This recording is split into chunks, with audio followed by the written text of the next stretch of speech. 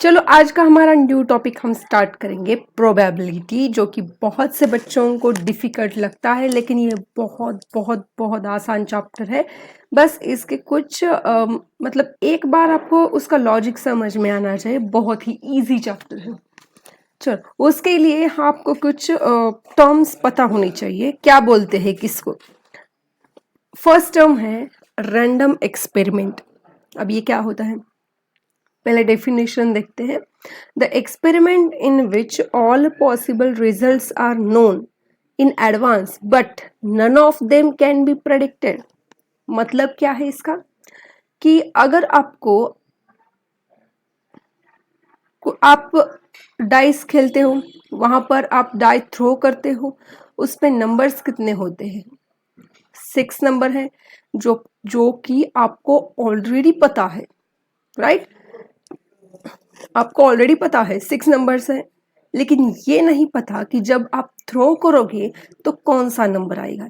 1 आ सकता है, 2 आ सकता है, 3 4 5 6, मतलब इसके पॉसिबिलिटी 6 है, कोई भी नंबर आ सकता है। तो रैंडम एक्सपेरिमेंट मतलब क्या है, कि डाई थ्रो करना, क्योंकि उसमें आपको पता है कि आउटकम क्या आएगा। एक तो 1 to 6 में से कोई भी आउटपुट आ सकता है, इसको हम बोलते हैं रैंडम एक्सपेरिमेंट, जो कि हमें पता है कि क्या आने वाला है, एडवांस में ही पता है 1 to 6 में से कोई तो एक नंबर आएगा। ये हमें ऑलरेडी पता है, लेकिन हम प्रेडिक्ट नहीं कर सकते कि कौन सा नंबर आएगा, राइट? और एक एग्जांपल है टॉसिंग अ कॉइन।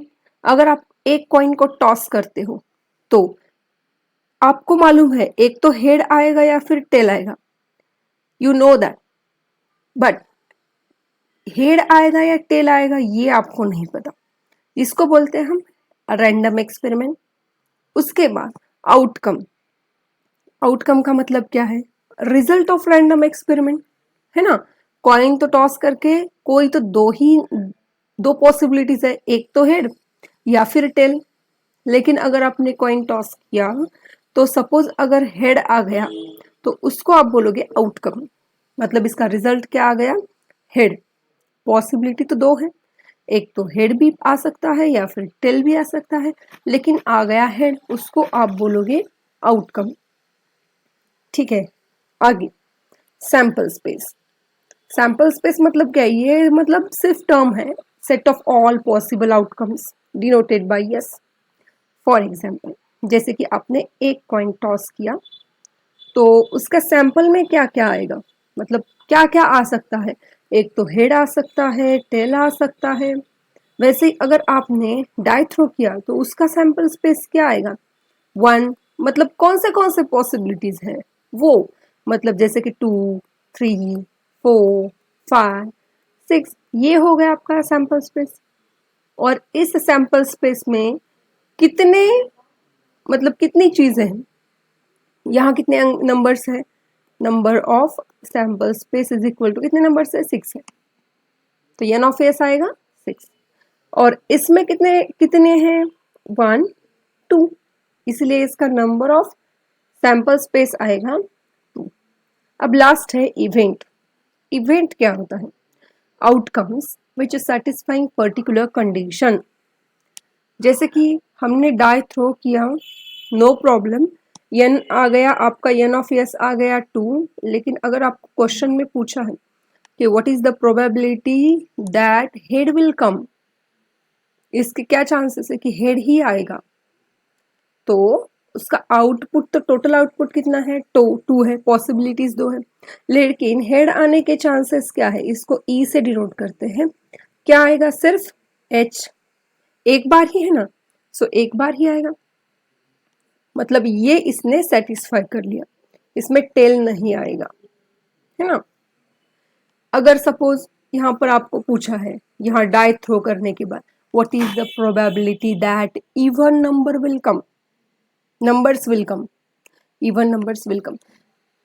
अभी देखो तो इसका आउटपुट क्या आएगा, ऐसे नंबर जो कि इवन है, मतलब 2 4 6, है ना, 2 4 6। तो नंबर ऑफ इवेंट कितने हैं, यहाँ इसको ब्रैकेट नहीं आएगा, कितने नंबर्स है ऐसे, 3, है ना? समझ में आ रहा है? ये बहुत सिंपल है, बस इसका यूज करके हम आगे एग्जाम्पल सॉल्व करेंगे। ओके, अब देखो यहाँ हम सीधे एक्सरसाइज सॉल्व करेंगे, फिर आपको कुछ चीजें न्यू लग भी सकती है, तो उस टाइम आप उसको लर्न कर लेना, ठीक है। ओके, तो एक्सरसाइज यहाँ पर देखो, फर्स्ट क्वेश्चन क्या है, कंप्लीट द फॉलोइंग स्टेटमेंट्स। यहाँ आपको बहुत सारी न्यू स्टेटमेंट्स मिलेंगी, बस आपको इसको लर्न करना है, बाकी कुछ नहीं है।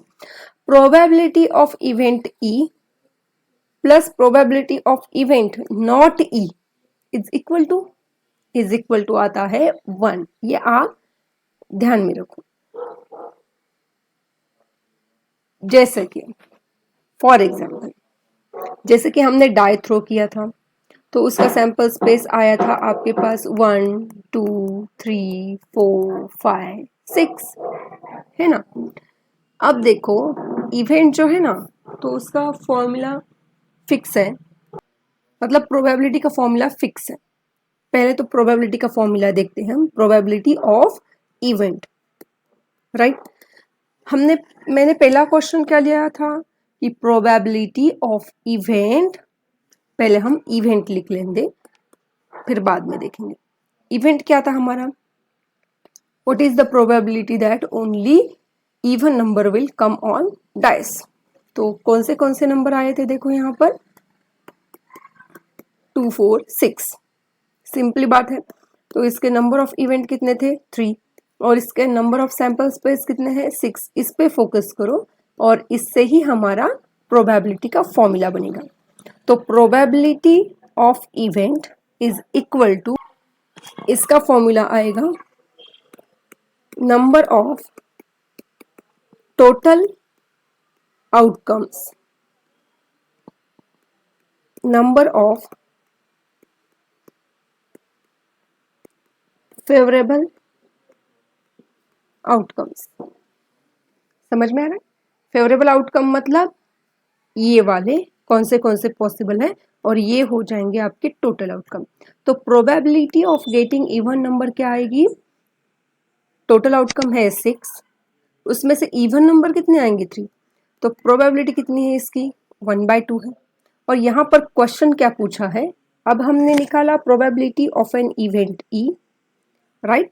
उसमें हमें ऐड करना है probability of event not E, not E, ध्यान से देखो, मतलब इवन नंबर नहीं चाहिए। What is the probability that getting not even number नहीं आना चाहिए।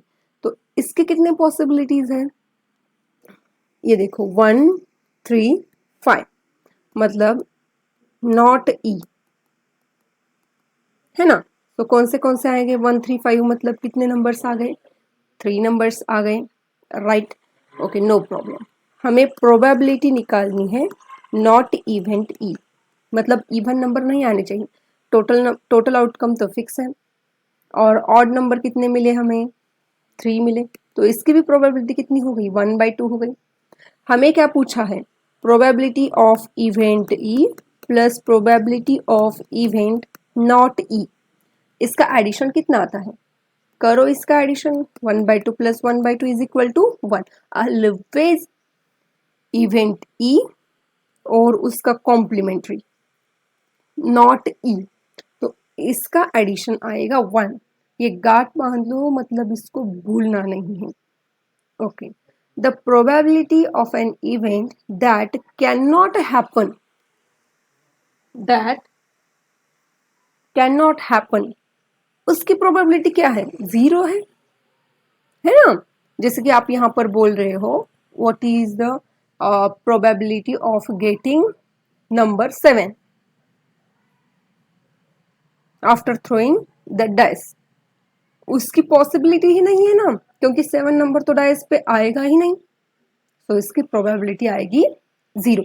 बस इस सैंपल स्पेस में से ही आपको कोई तो नंबर उठाना पड़ेगा, अगर है तो उसकी प्रोबेबिलिटी आएगी, अगर वो नंबर नहीं है तो उसकी प्रोबेबिलिटी 0 आएगी।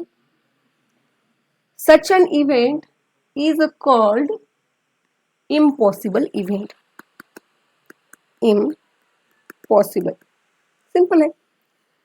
probability of an event that is certain to happen, हमें पता है कि वो नंबर आएगा ही आएगा, तो उसकी प्रोबेबिलिटी होती है 1, and such an event is called as sure.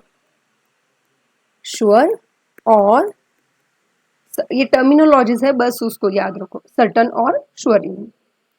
Some of the probability of all the elementary events of an experiment, sum कितना आएगा, सभी की प्रोबेबिलिटी का एडिशन करो, वो लास्ट में 1 ही आना चाहिए, right. Probability of event is greater than और इक्वल टू, ओके। प्रोबेबिलिटी कैसे होती है, 0 से ज्यादा और 1 से कम, मतलब ग्रेटर देन और इक्वल टू 0 होगी और लेस देन और इक्वल टू 1 होगी। 0 एंड लेस देन और इक्वल टू 1, 0 to 1 के बीच में ही, चाहे आपका कैसा भी एग्जाम्पल हो, कैसा भी प्रॉब्लम हो, उसकी प्रोबेबिलिटी आपकी 0 to 1 में ही आएगी। अभी नेक्स्ट वाला क्वेश्चन देखो, why is tossing a coin considered to be fair way of deciding which team should get the ball at the beginning of the football game? मतलब टॉस क्यों किया जाता है, मतलब यही क्यों एक आसान और अच्छा तरीका है किसको बॉल मिलेगा फुटबॉल या फिर गेम स्टार्ट करने में, किसकी बारी है ये डिसाइड करने में। तो सिंपल सी बात है, टॉसिंग करने के बाद उसकी पॉसिबिलिटीज 2 ही हैं, एक तो हेड आएगा या फिर टेल आएगा, उसके बीच में आप कोई भी नहीं है तीसरा, मतलब आएगा नहीं आएगा और कुछ भी नहीं आएगा, मतलब ऐसी पॉसिबिलिटी तो हो ही नहीं सकती, इसीलिए क्योंकि इक्वली लाइकली है, एक तो हेड आएगा या फिर टेल आएगा, एक तो टीम ए मिलेगी, टीम ए को चांस मिलेगा या फिर बी को मिलेगा, मतलब ये तो तय है, इसीलिए ये फेयर वे है, बाकी कुछ नहीं है।